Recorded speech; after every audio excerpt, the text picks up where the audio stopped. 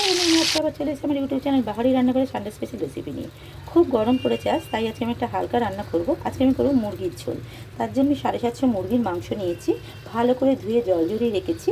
আর এর মধ্যে দুখানা মাঝারি মাপের পেঁয়াজ, আর 1 চামচ রসুন বাটা, হাফ চামচ আদা বাটা, হাফ চামচ লঙ্কা বাটা, হাফ চামচ গোলমরিচের গুঁড়ো আর স্বাদ মতো নুন দিয়ে আমি ভালো করে এটা ম্যারিনেট করে রেখেছিলাম। আর নিয়েছি আমি খানিকটা আলু নিয়েছি, আর 4 টুকরো আমি পেঁপে নিয়েছি। এটা আমি নুন হলুদ দিয়ে ভালো করে ভেজে রেখেছি। আর নিচে একটা এখানে টমেটো আমি কুচিয়ে রেখেছি। নিয়েছি একটা মাঝারি মাপের পেঁয়াজ আমি কিউব করে রেখেছি।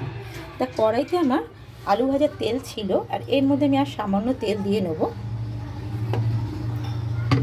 তেলটা গরম হয়ে এলে এর মধ্যে আমি দিয়ে দেব একটু জিরে ফোড়ন আর তেজপাতা ফোড়ন। জিরে তেজপাতা ফোড়নটা হয়ে এলে আমি যে টমেটো কুচিটা রেখেছিলাম, এই টমেটো কুচিটা আমি এটার মধ্যে তেলের মধ্যে দিয়ে দেবো। দিয়ে একটু আমি নাড়াচাড়া করে নেব।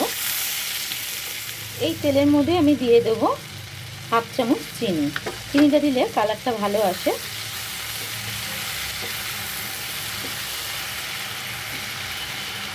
আর এর মধ্যেই আমি দিয়ে দেবো ম্যারিনেট করা যে মাংসটা করে রেখেছিলাম, এই মাংসটা আমি ঢেলে দেবো।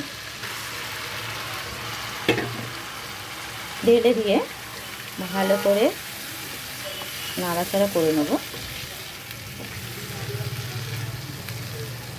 করে আমি 5 মিনিটের জন্য কষানোর জন্য আমি দিয়ে দেবো ঢাকা দিয়ে।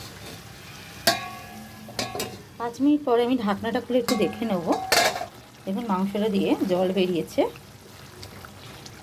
এবার এর মধ্যে আমি দিয়ে দেবো 1 চামচ হলুদের গুঁড়ো, আর দেবো ছোট হাফ চামচ জিরের গুঁড়ো। দিয়ে আমি এটা আবার 5 মিনিটের জন্য কষাতে দিয়ে দেবো। ঢাকা দিয়ে রাখবো 5 মিনিটের জন্য। আবার দেখুন মাংসটা কষানো হয়ে এসছে, তেল ছেড়ে এসছে মাংস দিয়ে। এবার আমি যে আলু আর পেঁপেটা যে হালকা ভেজে রেখেছিলাম, এটা আমি দিয়ে দেবো।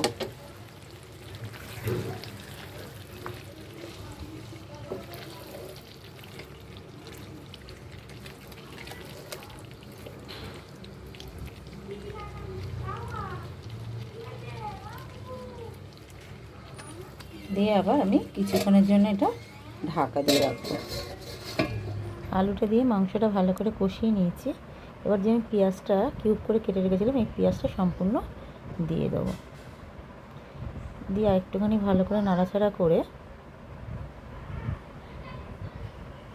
ঢাকা দিয়ে রাখবো।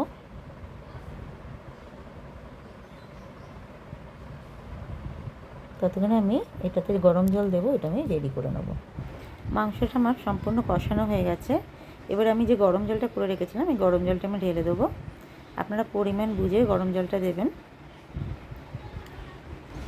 এর মধ্যে আমি পরিমাণ মতন জল দিয়ে দিয়েছি। এবার আমি কিছুক্ষণের জন্য এটা ঢাকা দিয়ে রাখবো, যতক্ষণ না আলুটা আর মাংসটা সিদ্ধ হয়ে আসে। দেখুন আমার আলু সিদ্ধ হয়ে গেছে, মাংসটাও সিদ্ধ হয়ে গেছে। আমি এর মধ্যে দিয়ে দেবো ছোটো 1 চামচ গরম মশলার গুঁড়ো।